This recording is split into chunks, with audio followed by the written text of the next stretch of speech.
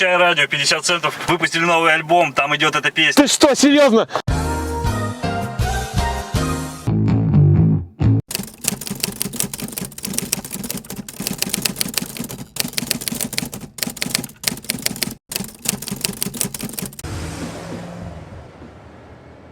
Jeepers, it's 50 Cent. Yo, B, I heard you throw down on stage. Wanna join my world tour? Sorry, Fitty, I have school tomorrow. You're right. The more you know, the further you go. And that's when to grow on. Does that count as community service? No. All right, take me to the park. We'll pick up some dog poop. Yes, sir. We're filming already. Okay. A second-generation Honda CRV with a 2-liter petrol engine is not actually you would expect to see in a review. Taking consideration that I already reviewed the third-generation CRV that you can see up there. The car was created between the first small CRV and the fully redesigned CRV of the third generation. So, what do 50 Cent, an SUV, and actually a second-generation Honda CRV have in common? Actually, Honda CRV second generation is that old-style party man who is still allowed to go into clubs and party hard.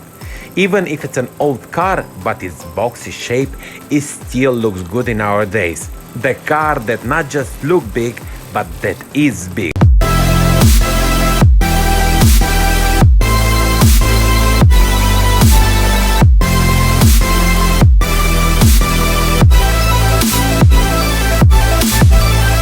Hello everyone, welcome back to a new review.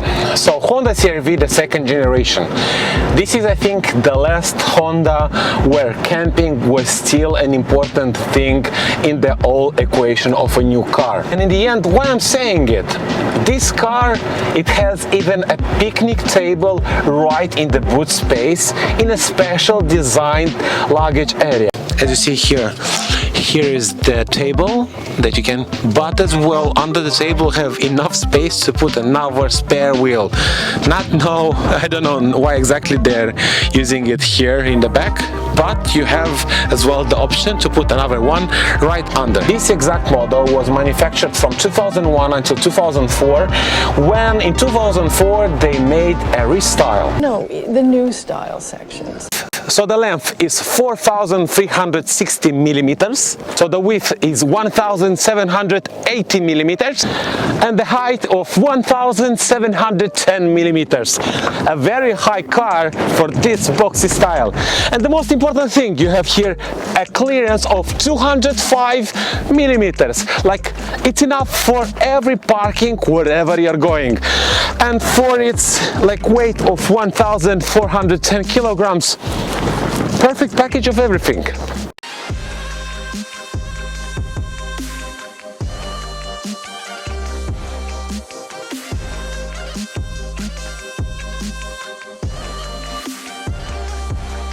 So why to buy a second generation Honda CRV?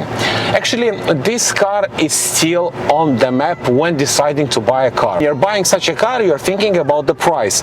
And these cars for this age, of course, they are coming in a very nice price range to buy. Get you a good price. And if to take in consideration as well their reliability as a Honda, you kind of buy a very nice combination of car, price, yes, and whatever you want for this boxy. I never knew you had a cool old car. In the beginning, I was saying about the boxy shape of the second generation of Honda CRV. And as you see here, really, it's a more or less boxy shape. But that's a big plus of that. It's very easy to put all the things inside and even go inside like a small kid. Oh my gosh. And even sleep a while. Or you can take someone next to you. More, these two seats are going flat and you have even more space. In general, yes. Now you have 520 liters of boot space. If you take your rear seat down, you have even more. Big space, like 20-foot ceilings, you know? Sometimes these cars are known for transporting, for moving houses.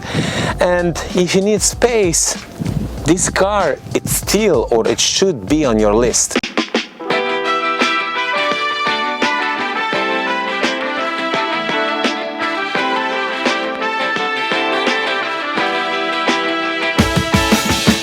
Yes, they're durable. Yes, they'll forgive a lot of mistakes like that the new owner will make. What happened to my Honda? Yes, indeed. But do not get me wrong, these cars are not cheap. In case something breaks, it will cost some money to fix. Must be expensive.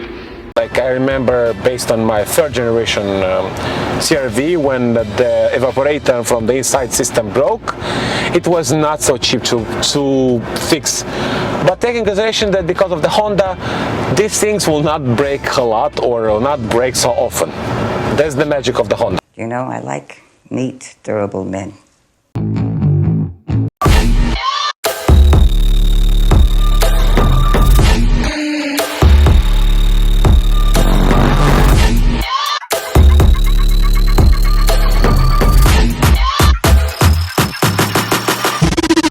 If to be taken care of good, these engines can drive even half of the million of the kilometers. Some engines even will drive up to 1 million kilometers because they are made to last. Big plus of this exact engine is that it's made like a tank.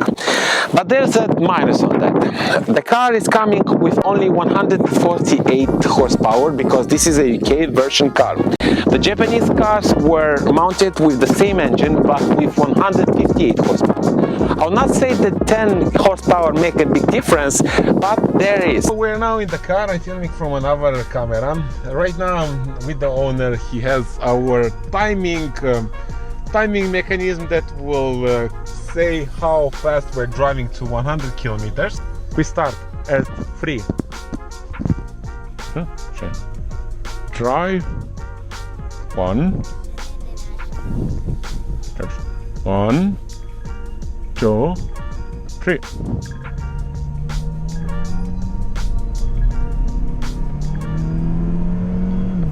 Wow.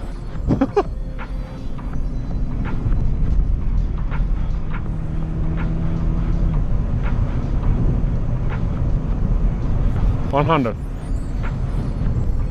So it's real time 1765 seconds.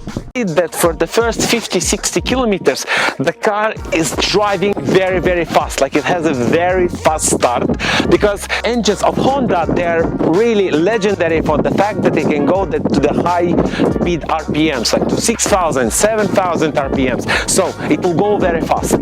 The issue with the speed will come after 60 kilometers per hour. On that time you understand that the car needs a little bit more horsepower for all the mass, and even if, in my humble opinion, I do think that the car will be fantastic or better if it had 200 horsepower. 150, 138, 150 horsepower are kind of in the same time enough if you're driving on the highway. You don't feel the lack of power. No. If you're going in the mountains, it's enough horsepower for that. So, we've got enough power for a sys check, but we'll still need more cells. This engine is coming coupled with a 4-speed automatic gearbox. Just if you change the oil once in 45,000 kilometers. The fuel consumption on the highway is very modest, around 10 liters, like even 9 liters. In the city, because of the stopping at the traffic light, going, etc., it's from 10 to 12 liters. All depends like how you're driving and how fast you're driving.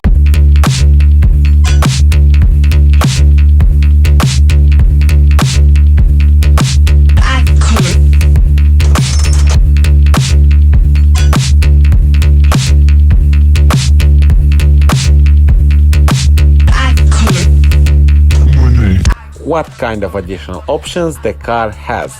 Well, you look cool as you have operational side steps to step on them, rear parktronics, highlights washers, operatable working sunroof, and this is important, air conditioning, also important, picnic table, and a spare wheel.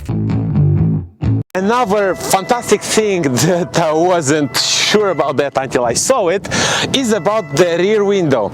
You can split it very easy like this, and in case you need to transport very long things and you know that the standard cars you'll not be able to do anything, here you have a very long boot space. You just open it and that's all, you can transport them. Or easy if you're coming from a shopping and you don't want to open your rear, as you see, door, you can easily open this window, take your shopping bags and to put them inside.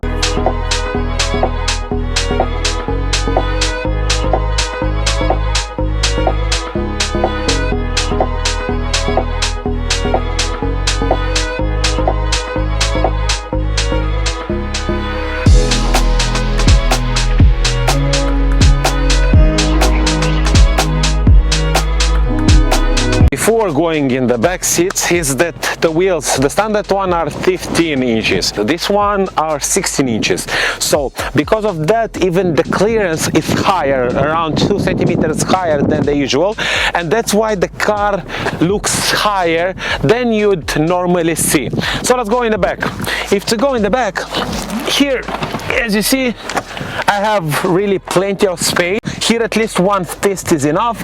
Here with my head I have plenty of space, and the biggest plus is that in the back, come here. Here, if to take a look here, no, this. You see, it's like especially made for the tall guys. Like you have a lot of space to go with your head up. Even if you have here like a sunroof, here you have like some nets for the front and then left seats. Enough, fantastic. Here you don't have any middle console, so that's why you can move easily from the left to the right and vice versa. Here you have like a small armrest. Okay, it's not the most good one, but you have it. The rest, the seats are easily adjustable. You can go in front and in the back. What else you want? And you go, oh my god, look here. For long runs you have plenty of space. So definitely this Honda was made especially for the long trips, especially for the picnic, for the off-road, for everything, because yep, the space, and very comfy, by the way. So we're inside. If to start speaking about the second generation inside, you see here I'm sitting all along with all my 1 meter 85 centimeters in the length. The main question, like, how? Because this second generation was made for the picnic mans, or the guys who love to go to the countryside. Here you have the option to put the front seats like in a bed, and as well to even use this thing as a pillow. Like, I never think about that, but you can. So it's kind of for even small people it'll be okay. For me, like that also is not a problem. If you're somewhere in the mountains. But what if, let's say, you don't want to sleep, you just want to travel in luxury like a passenger? In this case, you just put the same way the seats, you go in the back, and voila, you are in your S-Line 8000 coupe SUV from Honda CRV, second generation, luxury, time travel. Basically, you add by yourself all the words that you want related to that, but as you see, really, I'm feeling like a king of the mountain. Enough space for my long 1 meter 85 centimeters. Very nice Honda, very well done on that. So the safety of the Honda CRV second generation is coming with 4 stars out of 5 from Euro NCAP, but taking consideration that the car was tested in 2002. It's coming with the passenger and driver front airbag, side body airbags. The CRV provides a stable safety space for its occupants. The airbags worked satisfactorily in the front impact, but left the driver with some risk of chest injury, and his head bottomed out the airbag. An otherwise good side impact performance was marred by a rear door coming partly unlatched. The child restraints were held well by the ISOFIX mount and top tether, but the 18-month-old would have fared better in a rear-facing restraint. Protection for pedestrians was well engineered, making the CRV the best vehicle tested here, well, in 2002. Voila, we're inside of the interior of the Honda CRV. For 2021, yes, like the car looks still okay, let's put it this way. It's not the modern one, but it's okay. The owner changed its original multimedia here and he mounted a touch screen with Bluetooth, AUX, multimedia, SD card, everything there.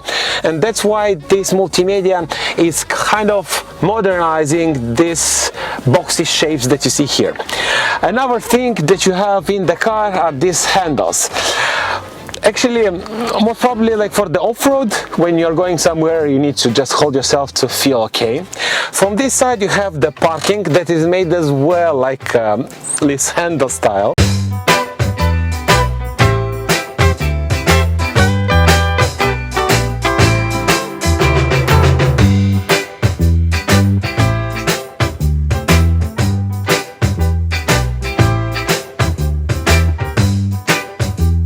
You have like a glove box that is not big and not small. I think for some documents it will be like enough. You have two cup holders that is in the middle console, I don't know, like the middle table that you have here, that easily by pressing this thing you can take it off. At the same time you have here plenty of space to drive, to move like from the outside inside, or to go even outside in case, let's say, your doors are broken or your doors are blocked or something like that.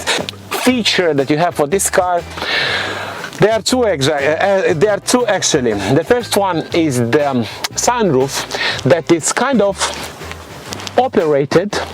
You see, you can open it and you can have fresh air coming from the outside without opening the windows. Fantastic feature. As well, you have the cool box, like this cool box that is right exactly here in the middle. You just put your water there or put the phone there when you're charging it if the phone is getting very hot. And the third very important thing is the armrests. I saw it like in the third generation CRV, this generation CRV. This is a fantastic thing to have, because when you're driving on long run, like, you'll appreciate at maximum the armrest. And it's a fantastic that they have it. Thank you, Honda, for that. In the end, you saw all the review. You saw what the car is offering, how the car looks, like what's all about the space that is inside, like what pluses that you have for the car. It's your turn now. Go and see the car and buy it in the end if you're gonna like it. If you like the review, leave your thumbs up. Please subscribe and leave a comment like what do you think about the car. It's really important for me to know, did you like it? Thank you.